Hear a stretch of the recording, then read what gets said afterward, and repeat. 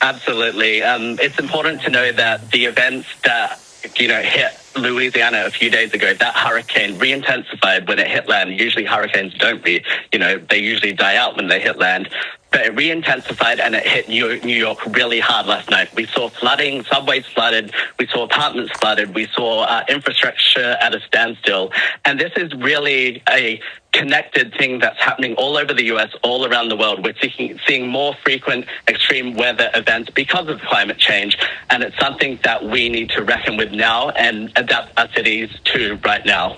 That you hit the nail right on the head there. With climate change, we have a warmer atmosphere, and these events, they really feed off that warming and that intenseness. And so what we're going to see in future that climate scientists have been studying is that we're going to see things like hurricanes, things like bushfires, all of these extreme weather events become more frequent and more intense.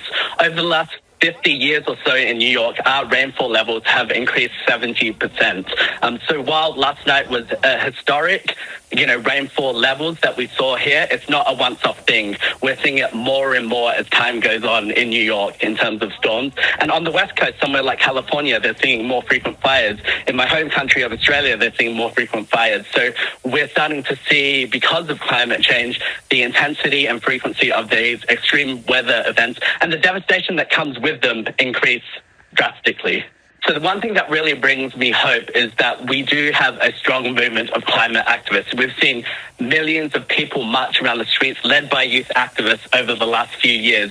We've seen unprecedented levels of activism around climate change. So I don't think people know that we're experiencing climate change right now already. I think that's quite clear from the public all around the world. So I don't think more extreme weather events are necessarily going to change that, because we have a lot of people out there already. But of course, as time goes on, we'll see that movement grow. But what's really important right now is that we hold the people accountable, people who are responsible for this.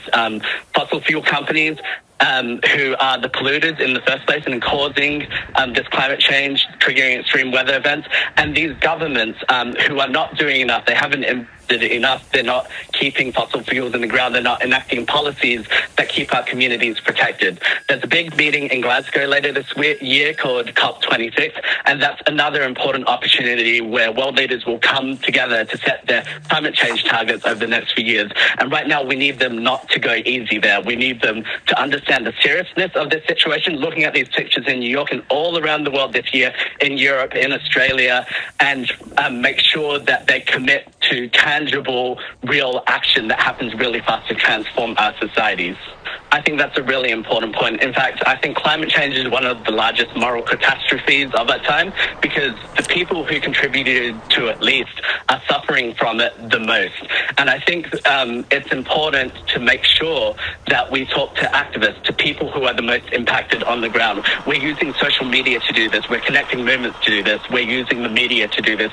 We need to hear the stories of those who are impacted, because by hearing the stories who are most impacted, we understand what sort of changes we need to make in society. So it's important that we listen to those stories and take action.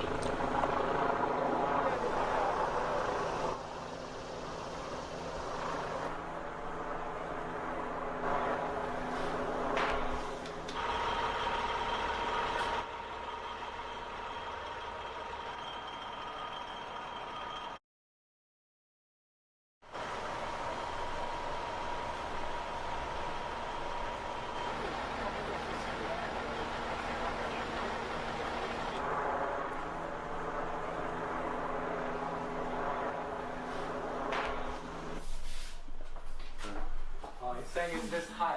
Yeah. It went up to here. Yeah.